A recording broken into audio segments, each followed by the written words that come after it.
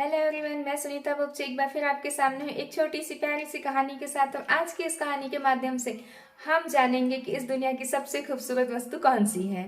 तो होता क्या है, देवलोक से एक विज्ञप्ति निकलती है और देवलोक से जब विज्ञप्ति निकलती है तो उससे धरती, आकाश, पाताल तीनों लोकों में हड़कंप मच जाती है, पूरी तरह से हलचल।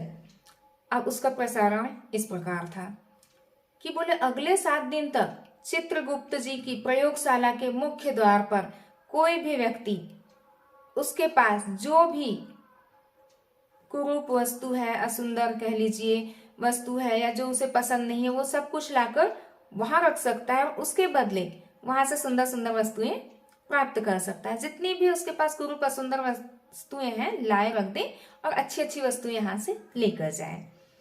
तो अगले 7 दिनों तक तो लाइन लगी रहती, धरती, आकाश, पाताल से सभी की अपने अपने पास की सारी वस्तुएं लेकर आते हैं, रखे और सुंदर वस्तुएं लेकर जाना है करके सारी वस्तुएं लेकर लोग आ जाते हैं सभी, और मुख्य द्वार पर रखे और लाइन लगाए हुए खड़े हैं। फिर प्रभु कहते हैं कि चित्रगुप्त जी, एक बार आप देख लीजिए कि हो सकता है कि तीनों लोकों में कहीं कोई प्राणी छूट न गया हो।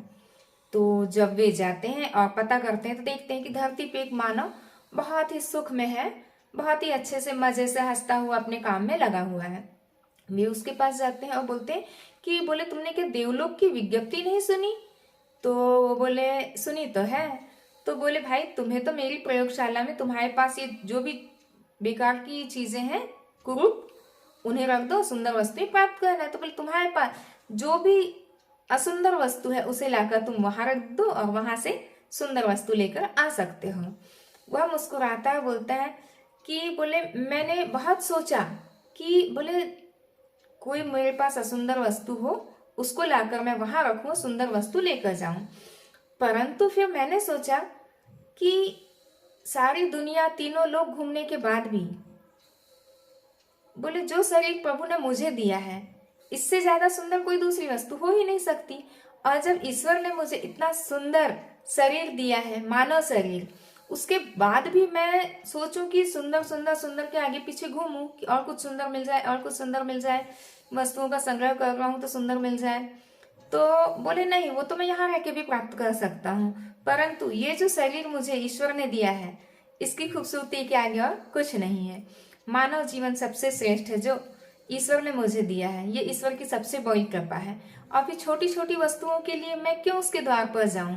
भाई, उसने मुझे ये शरीर दिया है तो उसके लिए मैं उसका कृतज्ञ हूँ। अब आगे मैं जब उसका कृतज्ञ हूँ और अपने आप को उसी को समर्पित किया हूँ, मेरे सारे कर्म उसको समर्पित हैं, तो भाई मुझे जो भी सुंदर सुंदर वस्तुएं चाहिए होंगी तो बोले मेरा ईश्वर खुद लाकर मुझे देगा, क्योंकि जब उसने इतना सुंदर शरीर दिया है तो बोले वस्तुएं भी सुंदर ही देगा। और हाँ, वस्तुएं सुंदर नहीं होती हैं, उन्हें हमें सुंदर बनाना पड़ता है। हमारे आसपास के वातावरण को, हमारे पास जो भी छोटी बड़ी सामग्रियां हैं, चाहे सुख हो, दुख हो, अमीरी हो, गरीबी हो, जो भी हो, लेकिन हम अपने व्यवहार से अपने आसपास के माहौल को, अपने घर परिवार को सुंदर बना सकते हैं। ये तो हमारे हाथ में है और भगवान ने इतनी बुद्धि विवेक के साथ हमें इस धरती पर भेजा है।